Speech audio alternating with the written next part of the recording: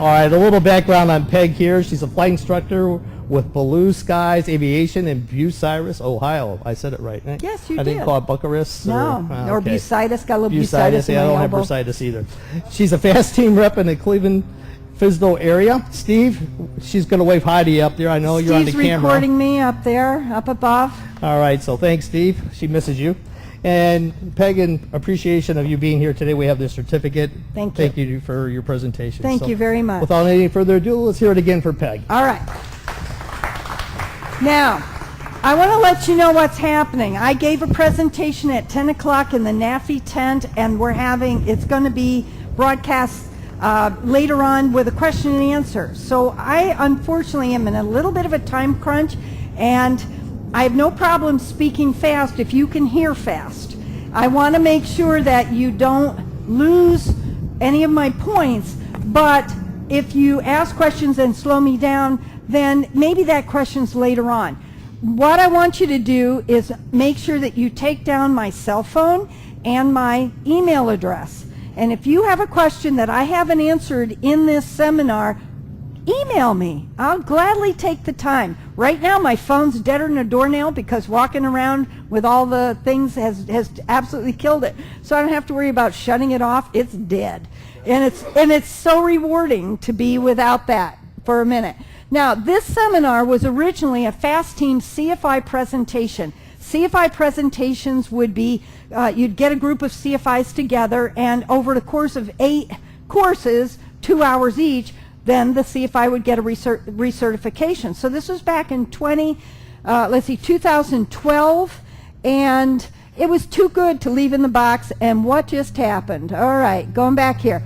The objective of this is to recognize the potential for pilot deviations in any stage of flight. And we're going to talk about some of them. We're going to, for the CFI, it was to teach and practice those strategies to mitigate pilot deviations. Are any of you a CFI? Got one? Nobody else? Okay. Are most of you private pilots? Okay. How many have instrument ratings? And any commercial pilots? Very good. Thank you. So no CFIs. Okay. Now, do y'all remember in the dark ages when we had PTS? At the beginning of the PTS was an area of special interest. Well, it was listed as one of the 11, 12, 15 things eventually by the time it was done and morphed into the ACS. So it was a, hey guys, they're just coming in. We have brownies over here. Make sure that you get one. It's your reward for coming. All right. So it was listed as a special emphasis area with the FAA long before it became an actual PTS. So I color code things. Yellow is private pilot because we're all scared, and green is commercial because now you can earn money. So they each had their own version of avoiding runway incursions and pilot deviations. So it was important enough to the FAA to codify, to make a conscious effort to make sure that you knew what you're supposed to know and avoid it. Now with the ACS, or the Airman Certification Standards, it's splattered across all of them because it applies to a lot of different areas. Well, we want to make sure that we talk about this and notice how big of a problem is it. How many do you think we have in a year? How many pilot deviations do you think you have in a year? How big of a problem is it? 600 in a year? Do I hear more? More? How many? 10,000? How many? Anybody else with an idea? Do I hear? I mean, I feel like I'm selling a violin. All right. The actual numbers are 4 runway incursions in a day. That means somebody's gone out onto the runway where they don't belong per day in the U.S. So 1,448 in a year in fiscal year 2015. So not quite 10,000, but it's a substantial amount because each one of these has a potential to be newsworthy. And this is one where we don't want the press to it. So if you know anything about any FAA document, what's the first section? Section 1, Part 1 of the FAR aim is always definition. So we know what we're talking about. So Here we have runway incursions, and runway incursion is any time at an aerodrome. That's a fancy European word that that's being forced down our throat. It means airport. Okay, so in an airport, an incorrect presence of an aircraft, vehicle, or person. Notice the three parts: aircraft, vehicle, or person. So there's different kinds. So it's being where you're not meant to be. All right. So pilot deviation is not doing what you're supposed to do or doing something that you're not supposed to do. So it's a violation of the regulations. Now, operational error. It's not just pilots who get into trouble. How many of you have ever had an air traffic controller do something that really messes you up? They do something wrong. That's an operational error on their part, an OE. Air traffic control can mess up, and we have a video. Okay, can we play the video from up there? Guys? Video. Thank you. Okay.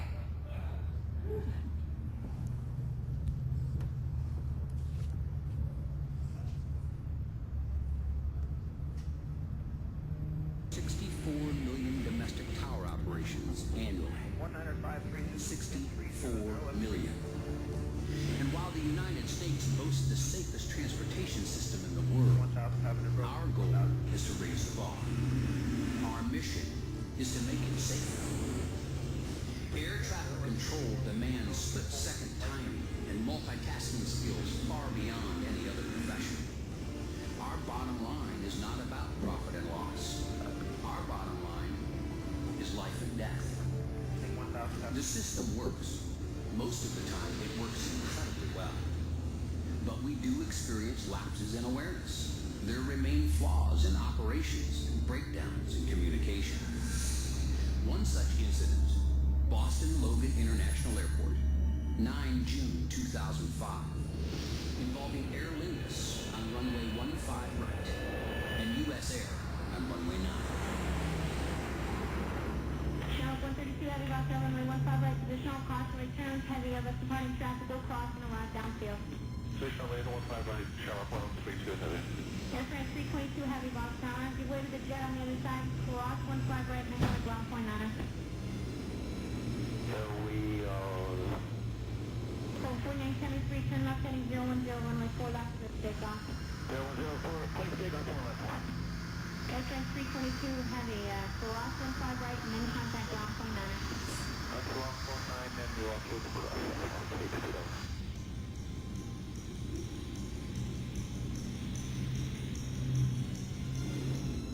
USA 1170, runway 9er, position home.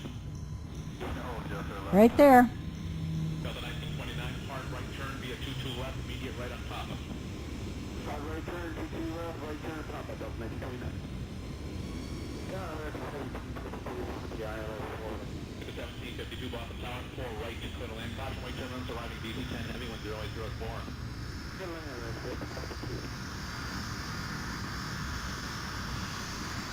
Delta 1929 on Papa, hold short of Echo, you can shut down there. Hold short of Echo, Delta 1929, my coordinator indicates that there may, and I emphasize may, because I've been yelled at many, many times today, be a release for LaGuardia. I don't want to get your hopes up, but just stay with me and we'll see what's going on. We can do that, sir. We'll keep behind you, sir.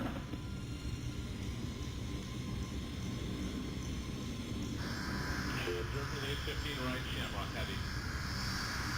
Just to let you know, Shamrock 132 heavy, I have that one crossing and I have one arrival to the crossing runway will be American 757. You'll see him shortly, be ready. Alrighty, Shamrock 132 heavy. Shamrock 132 heavy, circling to power up traffic. Please only on 3 mile far the crossing runway 1080 at 4. Runway 15 right, clear to take off. Takeoff 132 heavy. USA 1170, runway 9er, clear for takeoff, traffic 2 off for the crossing. Clear for takeoff, USA 1170 all. 1497 Boston Tower, runway 9er, position at home. No, Robin, 1497. Break at 1752, turn left at Romeo, hold short of 4 left. Dr. Romeo, hold short of 4 left, back at 1752.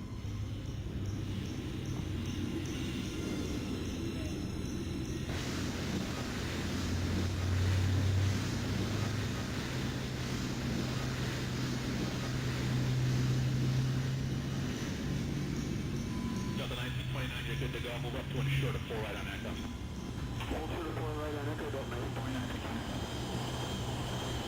Right, 1497, 9 in position out. Show at 1497. 1752, monitor 128.8 short of 4. Monitor 1752, switch.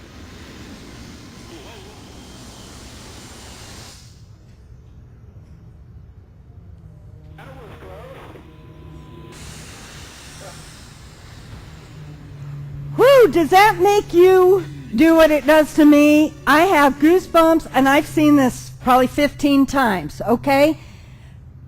You're not the only one who makes mistakes, but yet okay, what's the saying? If you make a mistake, the pilot dies. If they make a mistake, the pilot dies.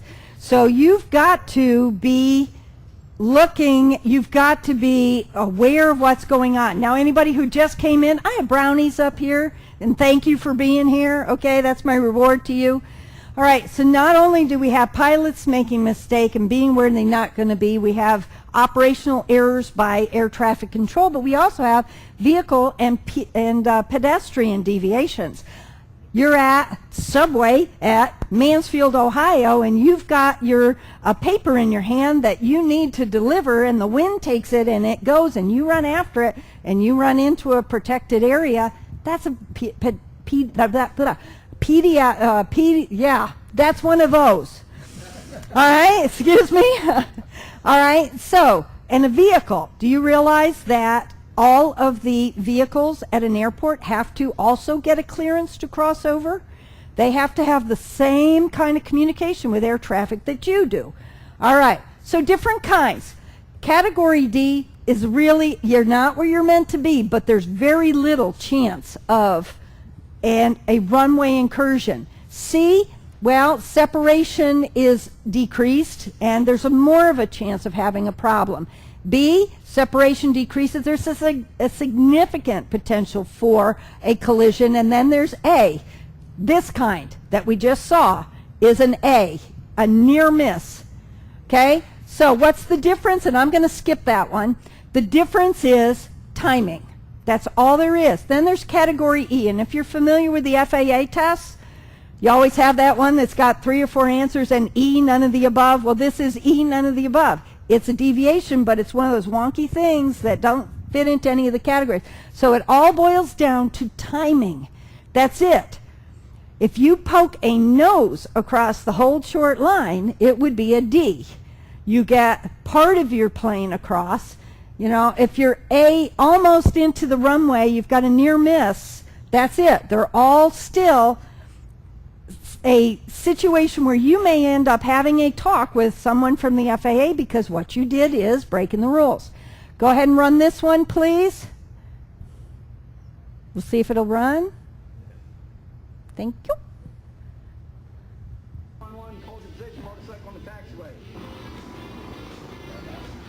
Okay, there's a vehicle. Wings tug, expedite. There's an aircraft landing on runway 28. Okay, vehicle. You were told to hold short at 28. Clear for takeoff on runway 5, 1 Foxtrot Sierra.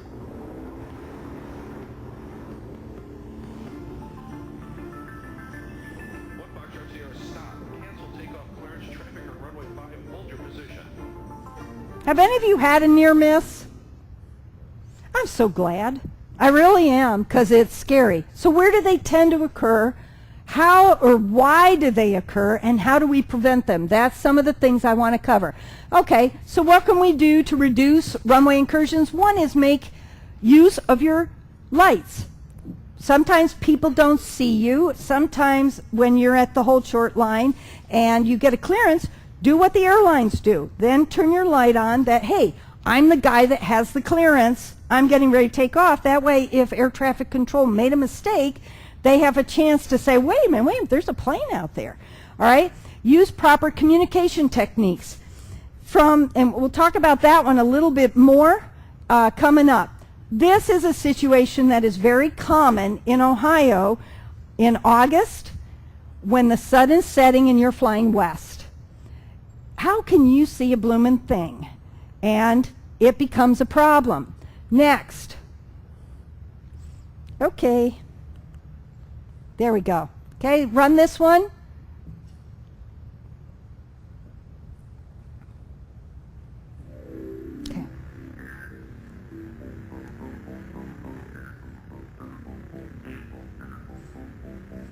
So this is a real incident. You're listening to the real air traffic control with graphics so that you can see what's going on.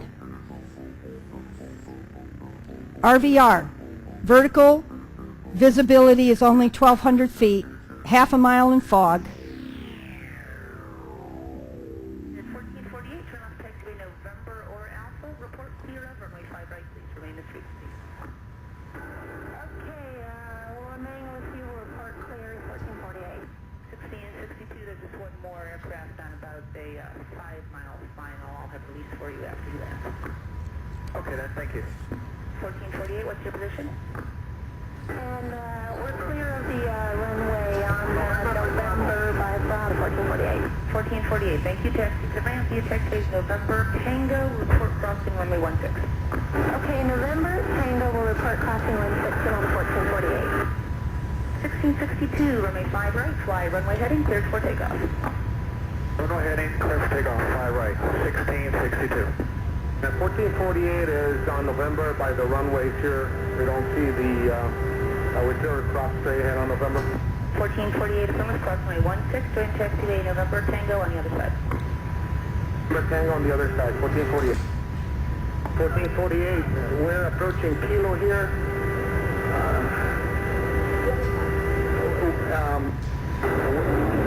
Somebody just took off. 1448, you shouldn't be anywhere near Kilo. Hold your position, please. Just stop. Hi, this is 1448. We are currently on a runway. I was looking out to the right with a Kilo. We need to go on to the Kilo taxiway. 48, you were supposed to taxi November in Tango. I need to know what runway you're on. I can't see anything from the tower. Ma'am, we are on 23 right intersection of 16, and we did not connect on November. We are by Kilo to our right, and we just overshot Kilo. We did not see it. Runway on 23 left here. Stand by, please. 2998, runway 5 right, fly runway heading, cleared for takeoff. Ma'am, I'm trying to advise you we're on an active runway, 1448. 23 right is not an active runway. It's a taxiway when we're IFR or in the dark.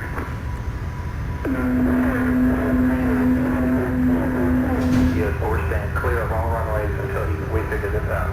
Everybody stand by, please. Radio silence until I talk to you. Runway. Everybody stand by.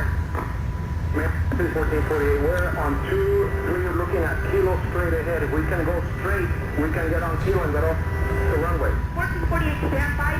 Don't talk. I have other things I need to do. Roger, ma'am. 2998, runway 5 right, fly runway heading, cleared for takeoff. Tower 2998, until we figure out what's going on down there, we're just going to stay clear of all runways.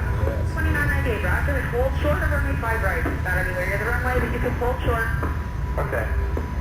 Tower 2998 isn't going yet because 1448 doesn't know where the hell he is. I'll take it back and I'll flash you when he's ready. 1448, understand you're on runway 2 right.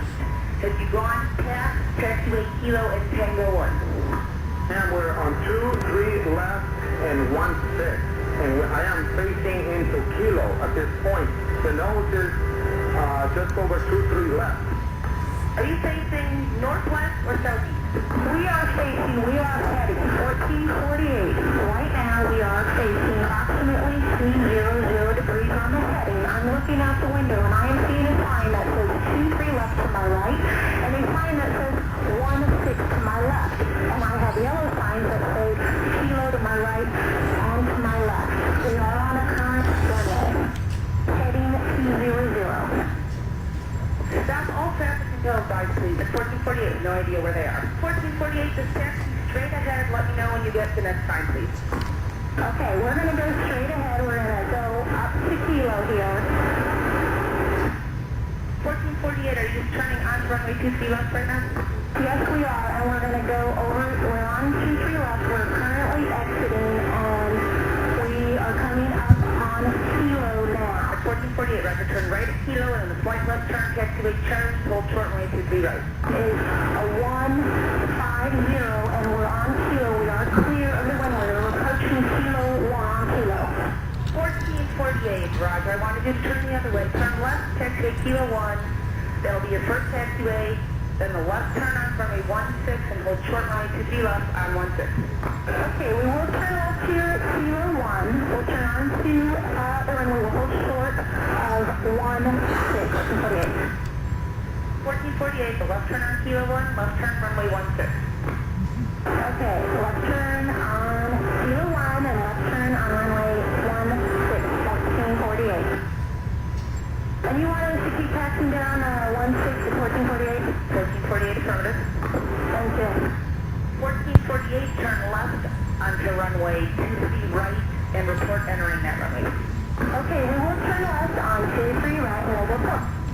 1448, the route you can expect to turn right to taxiway Tango 1 to the ramp, but report entering 23 right. Okay. Turn to 23 right, 1448 negative, left turn on runway 23 right.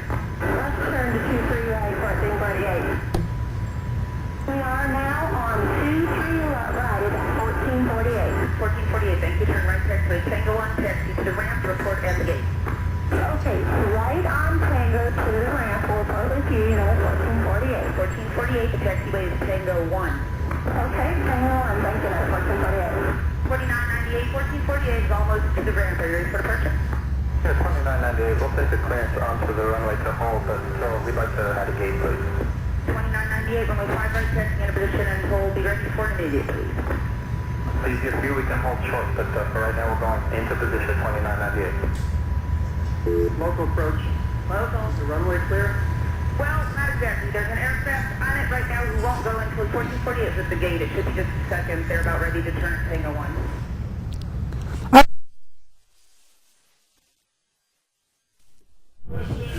The guy.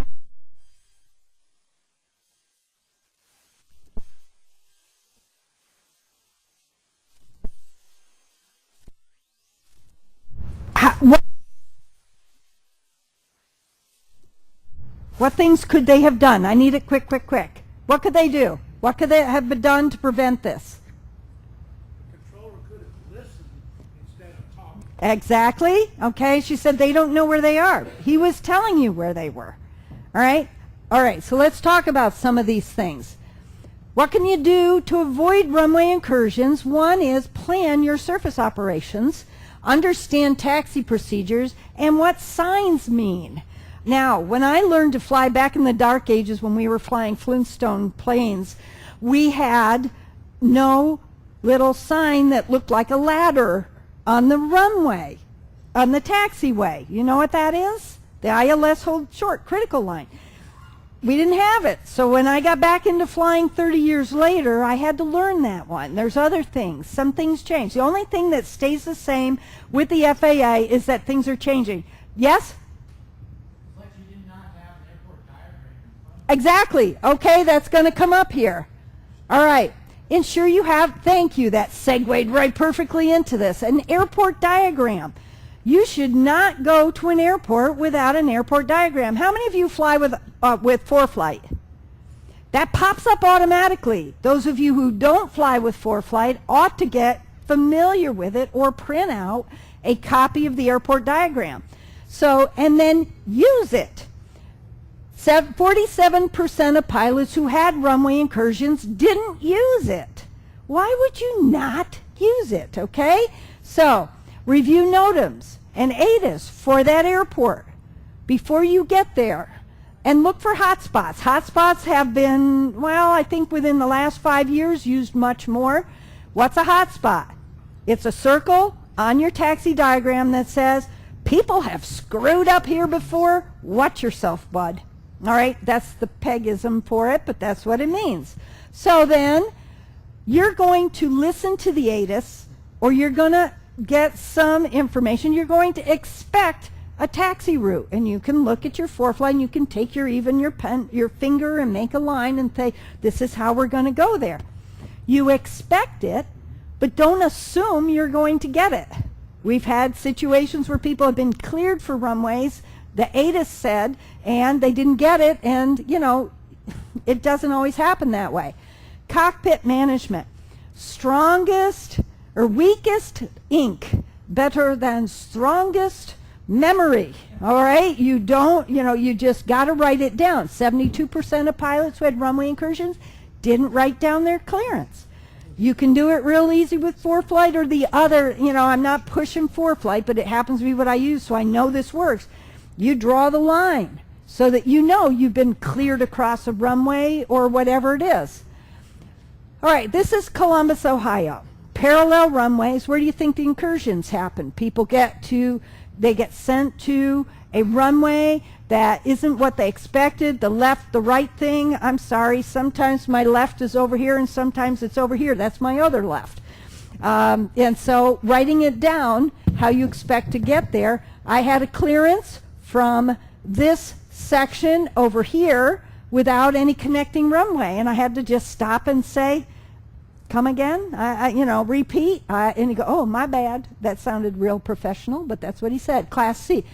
This is Class Delta, and it is much more complicated to get across than Class Charlie airspace right next door. Plus, you've got a whole bunch of student pilots that are here on the student ramp. You're crossing the end of a runway. You have parallel runways. You've got this intersecting runway. And I read a great story, if I had time, of Sam and I flying in there. Somebody was given a clear, the ATIS said expect 27 left, and the guy was cleared for 23. He was determined he was landing on 27 because that's what he heard on the ATIS, and that's what he was going. Now, that's not a runway incursion because it's in the air, but that's the same idea. So here's a hot spot right here where you cross the end of an active runway there, and down here, very, very easy to have a miss. All right, I think I'm lined up for 27 and it's 23. Now, another thing, employ cockpit discipline. You understand the term sterile cockpit. One very, very famous or one very notable accident involved that. Minimize distractions during critical phases and verbalize it. My kids always laughed at me when I would talk myself through Columbus, Ohio as I was driving along, but you know what? They all do it now. And talking to yourself, you have two people involved in the process, the you that's talking and the you that's listening. All right. So this is the situation I was talking about. This is Lexington, Kentucky, where I took many hours. I worked on my CFI from there.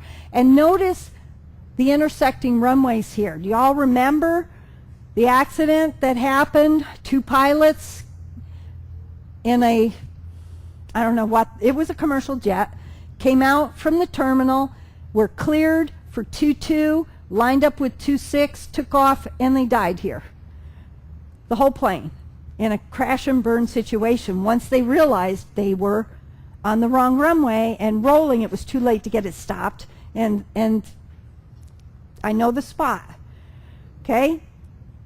The cockpit recorder records their conversation beforehand. What's your son doing? Are you playing baseball this weekend? What are we doing? Are you going to the game? Are you having hot dogs or whatever?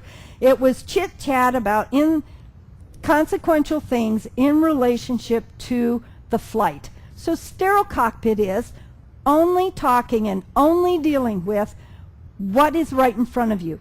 Where do accidents happen? The majority of them happen on takeoff and landing, and those are times you tell your passengers, that's really interesting, but I can't talk about that right now. Shut up. Okay, so this is now what Lexington looks like. There is a taxiway to get to this other little one, and they've even changed the directions slightly.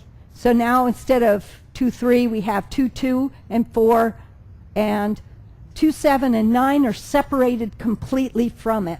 So when you get there, you're on the taxiway, then you get out on the runway, you say out loud, confirming runway 22. Say it out loud. Air traffic control has said it to you. Say it out loud. You, your passengers, your co-pilot, whoever you're with, verify it that you're really doing what you think you ought to do. All right, recognize when you need to have heads up. With all this wonderful technology that we've got, the temptation is to have your head down looking at the iPad. Great invention, has revolutionized aviation. It's a wonderful source of information, but not while you're moving. And many of the, I want to say older, but that's not the real, the long-time pilots, people who've been flying for a long time, learned back in the dark ages when, hey, we get this stuff done while we're moving along, and let's program and let's get ready to go. They don't want to do what they need to do, which is stop. Air traffic control gives you a clearance you need to write down. Stop the airplane or tell them, stand by until you're at a point where you can write it down. These things are very simple, but having your head up anytime that plane is moving, especially at an intersection or you're coming up on a runway, to make sure you do what you're really supposed to do. Now, I showed this, I had done this presentation probably 3 years ago, and someone came up to me afterward.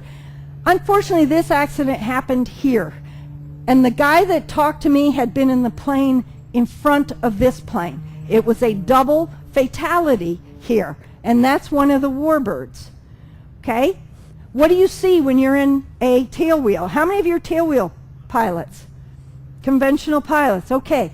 What's your perspective when you're taxiing along? Usually you cannot see down here. You're looking up, you're looking out the side. So there were two planes at the hold short, this one and the one ahead.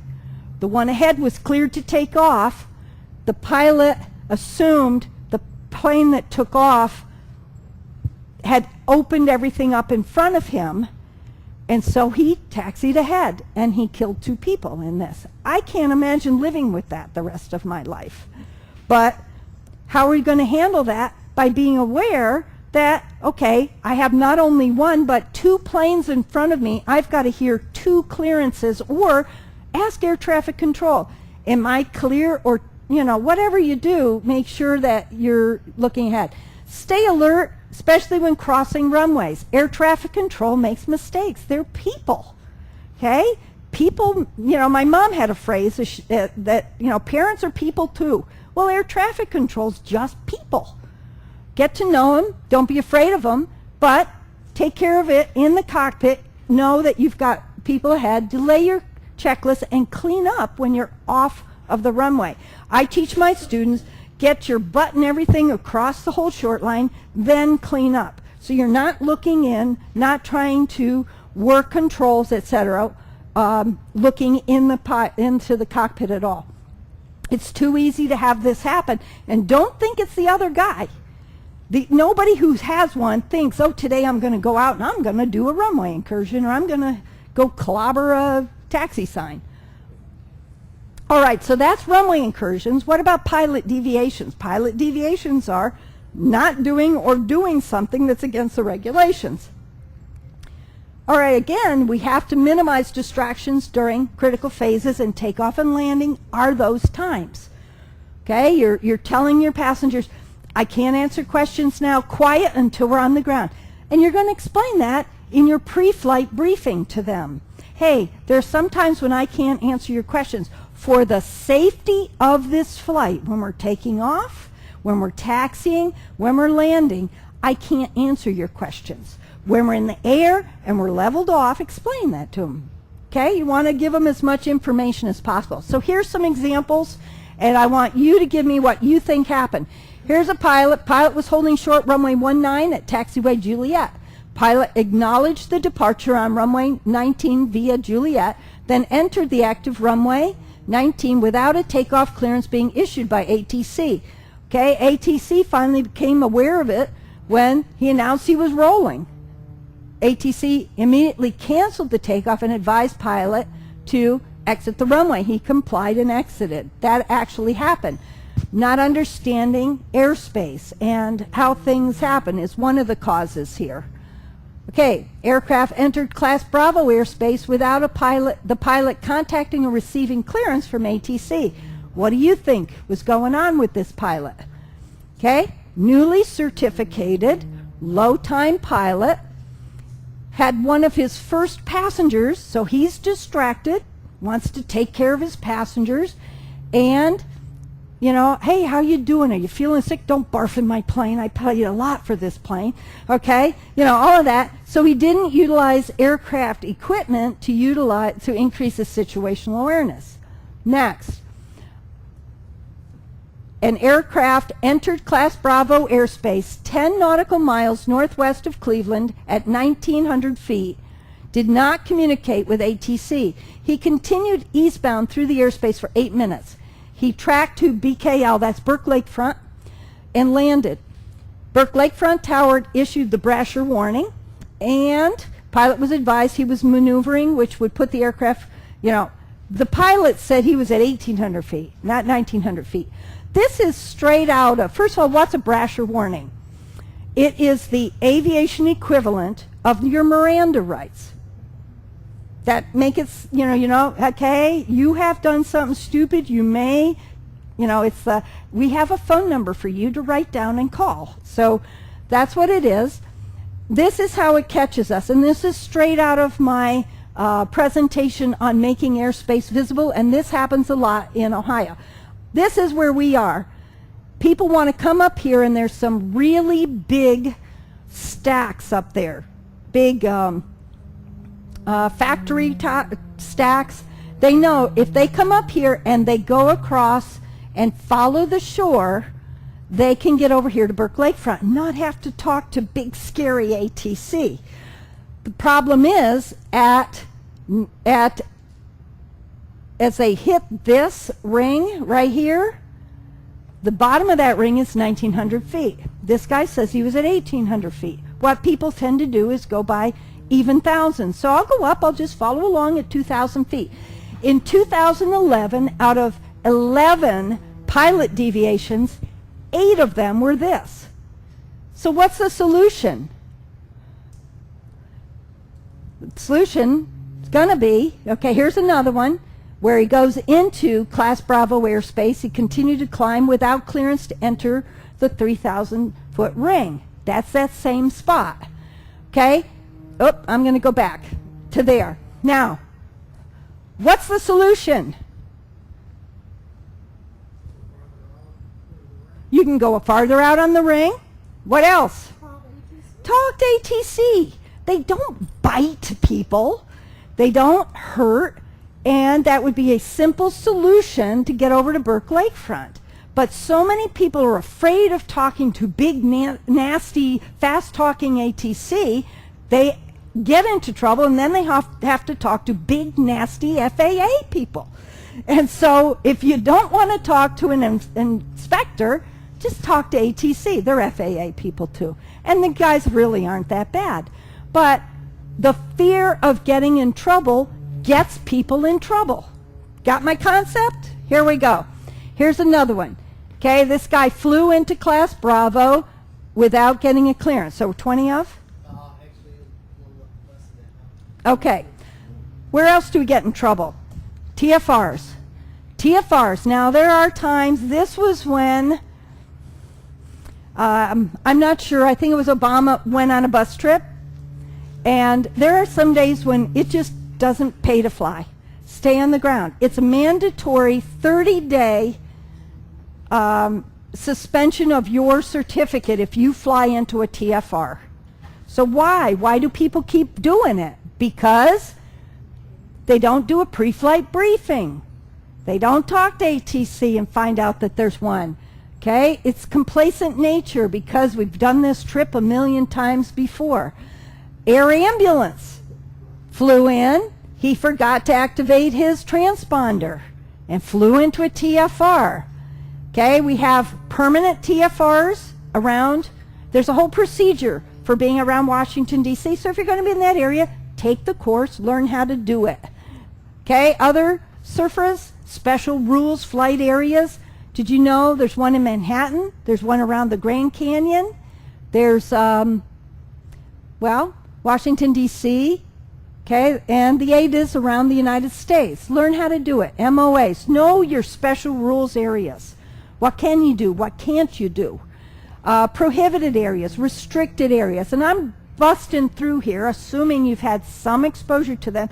Sit down and read your FAR-AIM.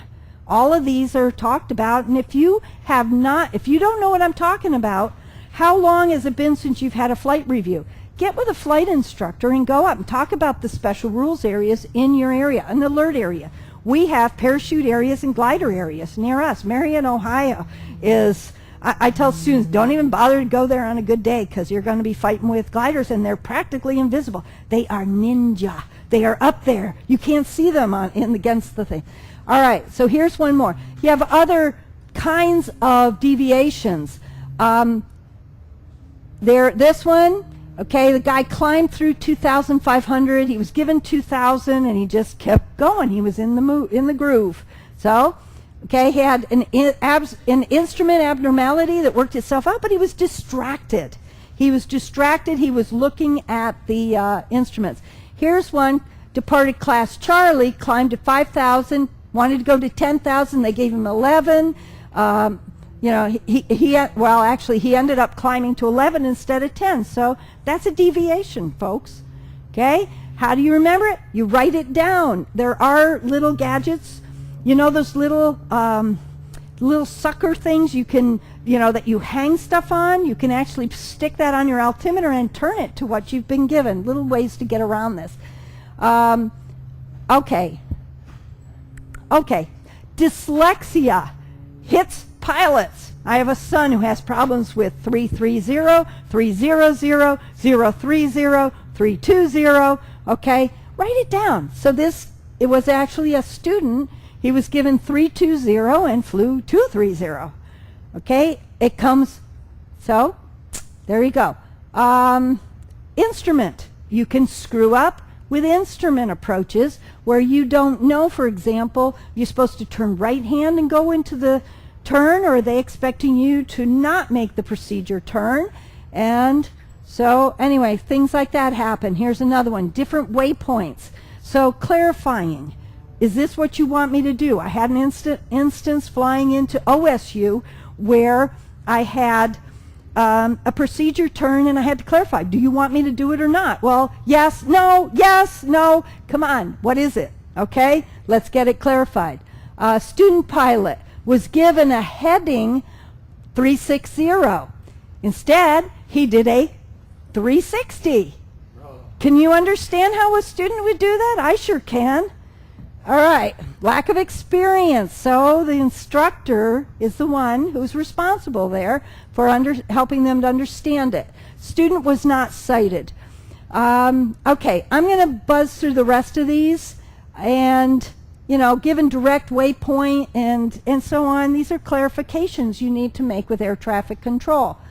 ATC didn't make their instructions clear, so that's on us to clarify with them, again, because they're in a nice safe tower. If something happens, who is it that gets hurt? That's hurt. You do. Okay, other deviations, speeds, crossing restrictions, communication requirements. All right, so the point of it is watch where you're going, pay attention. If you don't know what to do, ask. Okay, it's better to ask. And then take your time. Use a checklist. Keep things handy so that you've got them to use. Use reminders. Okay, and I'm not even going to go through these. I'm going to call it quits. I think the scenarios are enough of a review. Now, I will take 2 questions from you all, if you have them for me, and I'm going to just go through these. Thank you. Okay, questions from you all. I want to give you my email address and my cell phone. That's the last slide. Would you put the last slide up? Can you put the last slide up with my name and the phone number, please? Okay. So we have my name is Peg Ballou. My email is ballou-skies. Get it? All right. At iCloud.com, and my phone number 419-563-6899. Please feel free. Now, 2 questions. Do we have any questions? All right, very good. I appreciate your attendance. For anybody who came in that didn't get a brownie, please grab one. I'm going to put them back in and let the FAA guys have them. There's no sense them eating them all. All right, Peg, thanks All a right. lot. Very everybody. good. Thank you all.